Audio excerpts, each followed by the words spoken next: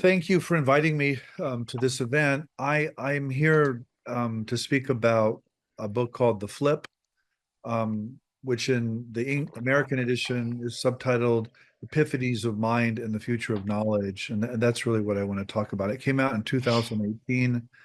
Um, I wrote the book because of an editor named Erica Goldman, just to kind of give you some background. I think the background of the book is very significant. I wrote an essay in the Chronicle of Higher Education called Visions of the Impossible.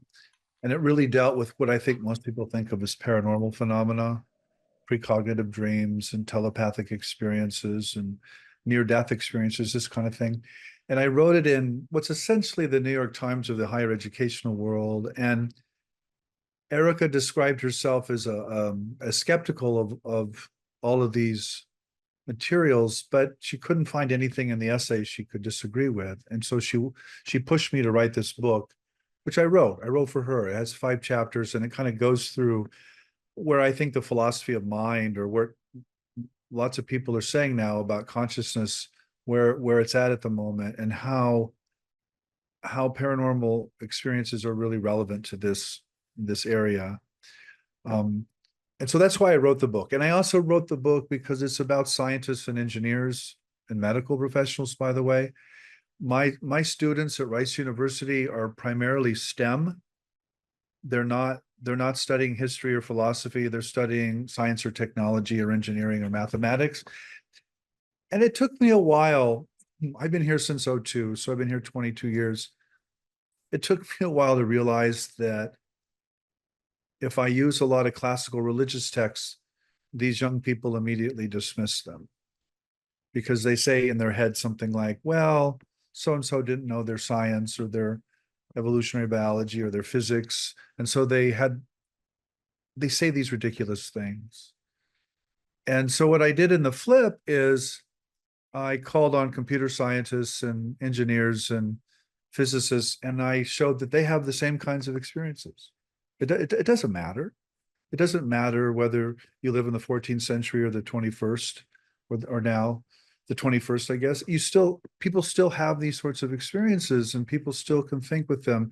And what I mean by the flip is that someone like an engineer or a medical doctor is trained in a materialist, physicalist mode of thinking, that everything is essentially dead matter that works through mathematical relations and can be measured and quantified and manipulated.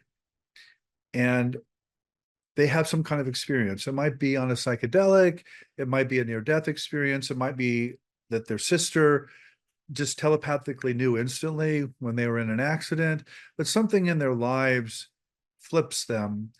And they then take this position that consciousness or subjectivity is primary, and the material world is actually somehow emanated from that subjective or mental or conscious imbued reality.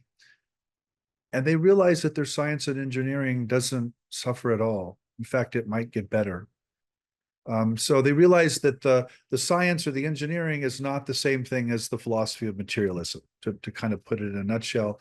They realize that there's different metaphysical interpretations of reality, and that they really matter, and that they depend on one's states of consciousness. And if you've had the virtue or the unvirtue of entering an altered state, you know that reality is not maybe what the rest of people think it is.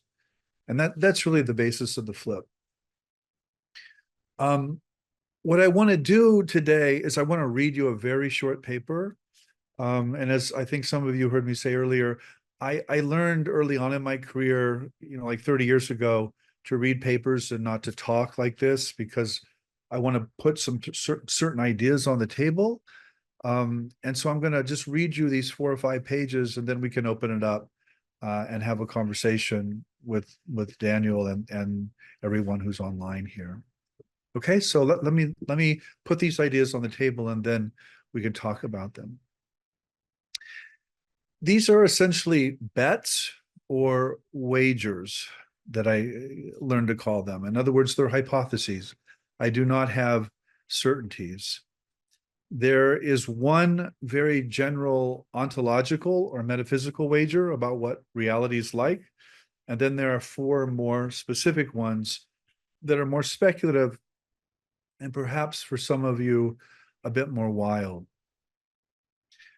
My most general intellectual wager is that the total reality or gestalt gleaned or intuited from comparative mystical literature, which is my own specialty, strongly suggests that consciousness and the cosmos are two modes or expressions of the same fundamental reality, manifesting in us as knowing and experiencing subjects. The world is one with a capital O, although it becomes two in our experiences when we split up that reality in our knowing and sensing. That is, when we become human subjects and are socialized into various reigning worldviews and identities. And so what I'm trying to say here is that reality appears to have both a mental and a material dimension to it because we are who we are. We're the ones splitting up reality. And reality, that interiority and that exteriority are the same basic reality. We don't do this consciously or intentionally, much less do we do this as individuals. We do this by virtue of being born into a specific body, language, family, and community, and becoming socialized subjects or persons who know physical objects. That is, who split the world up into two basic dimensions of experience again, the mental and the material, the cultural and the natural. Maybe this is why I'm so suspicious of personal immortality. I think the person is part of this splitting up. Reality always remains something other or more in its ground, but it also becomes all of the things, egos and cultural worlds that we know and believe up here. Reality is one, but it is also and really becomes two. In short, I lean strongly to some sort of monistic picture in a dual aspect mode. I have employed this ontology in my published work to understand what I call the impossible as a meaningful collapse of the subject-object epistemological structure, that is, as a temporary revelation of the dual aspect monistic nature of reality. Let me explain that. I take paranormal experiences very seriously because I think these are moments in a human life where the subject and the object are collapsing. So people are experiencing the environment as reflective of their inner states, and their inner states are somehow affecting or emanating the physical reality. And I think those are very significant. It is my opinion or my wager that such paradoxical phenomena are anything but philosophical fluff or neurological blips. They're not accidents. They are important signs on the forest floor, pointing to a cosmos that is profoundly connected, that is one world, in which something like precognitive dreams become entirely possible. This partial or complete collapse of the subject-object, known partly and darkly in impossible events, and more fully and directly in full-blown mystical experiences, points to what I want to call the future of knowledge. So I think this is the future of knowledge, that consciousness and the cosmos are the same thing. If such a future of knowledge strikes you as too friendly to the gorilla of religion in our living room, allow me to remind you that modern science and technology have not somehow eliminated modern people's spiritual sensibilities. Quite the contrary, they have been wildly productive of new spiritual ideas and expressions. Think the near-death or psychedelic literatures, or the ever-increasing literature on the philosophy of quantum physics, which would not have happened without the advances of biomedical technology, modern chemistry, and of course, quantum physics itself. So I think modern ways of being spiritual, in fact, rely on the sciences, and the sciences have not eliminated people's spiritual potentials. Nor would have such modern literatures, the psychedelic and the near-death literature, happened without the central role of the scientists themselves. The quantum philosophy literature, for example, was not born in the counterculture in the 1960s or by New Age enthusiasts in the 1980s. It was born at the beginning of quantum mechanics in founding figures like Schrodinger, Bohr, and Pauli, each of whom saw the profound philosophical parallels, not identities, that resonate between these different forms of human experience and expression, the mathematical and the mystical. So all of these quantum physicists, Schrodinger, Bohr, and Pauli, turned immediately to mystical and parapsychological literature for parallels up here in human experience for the quantum base of reality down here, as it were.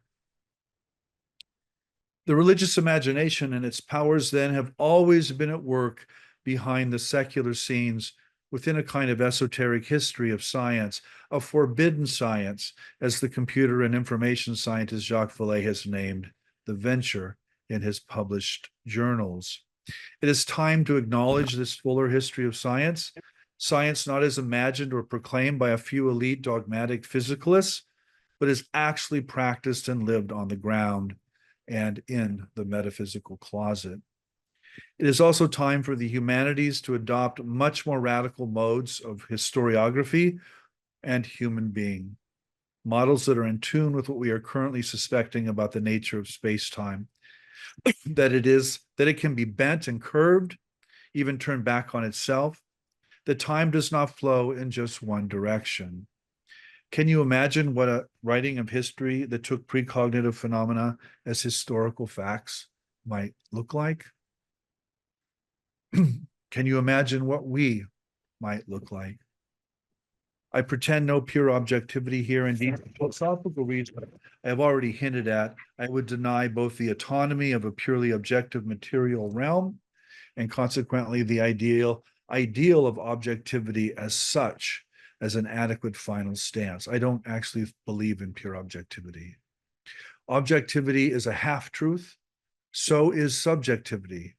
I speak just below or just above both out of a clear conviction that the future of knowledge will come when we are able to see through both as temporary effects of our own existence, as subjects perceiving an apparently objective world, and move out of this splitting into a more fundamental ground that preceded our own existence and will remain long after we as little egos are no more.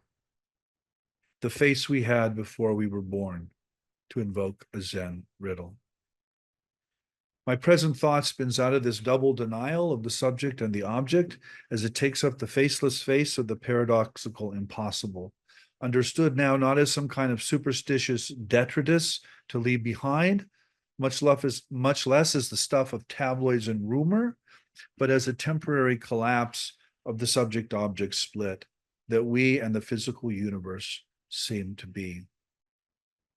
Need I add that such a collapse is no small thing, that it is the sign, still rejected, of the very future of knowledge, which is also to say, the future of us.